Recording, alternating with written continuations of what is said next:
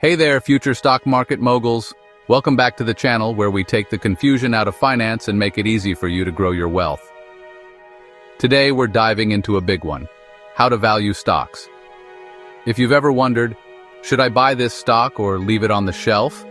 Well, you're in the right place. Stick around, because by the end of this video, you'll know how to evaluate stocks like a pro. Before we jump into it, don't forget to smash that like button, subscribe, and share this video with your friends who need a little extra investing knowledge. Trust me, they'll thank you later when they're making bank. Now let's get started. Okay, let's start with the basics. What exactly does it mean to value a stock? In simple terms, stock valuation is the process of determining the intrinsic value of a stock. What does that mean? It's figuring out how much a company's stock is actually worth, based on factors like its financial performance, future growth potential, and overall market conditions. Think of it like going to a yard sale and trying to figure out if that old lamp is worth $5 or $50. You've got to use some basic skills to assess whether you're getting a deal or getting ripped off. Except here, you're playing with thousands of dollars, and the lamp isn't going to give you a dividend. So why should you care about stock valuation? Well, let me tell you, valuing stocks is essential because it helps you make informed decisions. If you know what a stock is worth and how it fits into your portfolio, you're way more likely to buy low and sell high. The golden rule of investing. Imagine you're at an auction and you spot a painting. You're not going to just bid on it without doing your research, right? The same goes for stocks. You need to know if you're getting a great deal or if you're just bidding against other people who are overpaying. Now that we know why stock valuation matters, let's talk about the key methods you can use to value a stock. There are several approaches, but today we're going to focus on the three most popular methods: the price-to-earnings (PE) ratio, the discounted cash flow (DCF) model, and the price-to-book (PB) ratio. First up, we have the price-to-earnings (PE) ratio. This is one of the most common ways to value a stock. Simply put, the PE ratio tells you how much investors are willing to pay for every dollar of the company's earnings.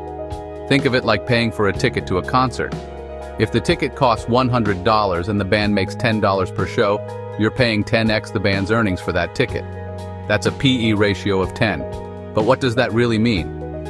If the PE ratio is high, it could mean the stock is overvalued. If it's low, it might mean the stock is undervalued. But be careful, it's not always this simple. The PE ratio needs to be viewed in context. For example, growth stocks may have a higher PE ratio because people are willing to pay more for future earnings potential. Next up, we have the discounted cash flow (DCF) model. I know, it sounds complicated, but bear with me. The DCF method is a way of estimating the present value of a stock based on its future cash flows. In other words, it's a fancy way of asking, how much money is this company going to make in the future, and how much is that worth right now? Here's an example. Let's say you have a lemonade stand, and you think you'll make $10 every year for the next 5 years. Using the DCF model, you can figure out how much all those future lemonade sales are worth in today's dollars. Don't worry, you don't need a PhD in finance to do this. There are tools and calculators that can help, and we'll talk about those later. But the general idea is, future earnings are worth less today than they will be in the future. That's the essence of the DCF model. Next, we have the price-to-book PB ratio. This one's a little less commonly discussed, but it's still super useful.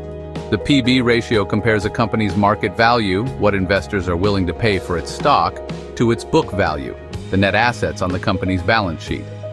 If the PB ratio is below 1, it might indicate the stock is undervalued because the market is valuing it less than its net assets.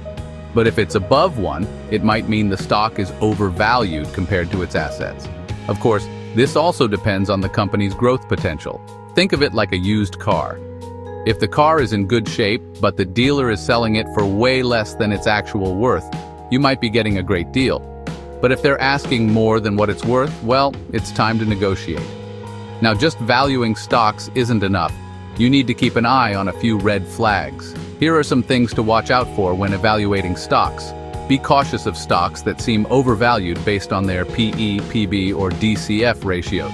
If the stock price is skyrocketing without a solid foundation of earnings or cash flow, you might be looking at a bubble. It's like that fancy restaurant everyone's talking about.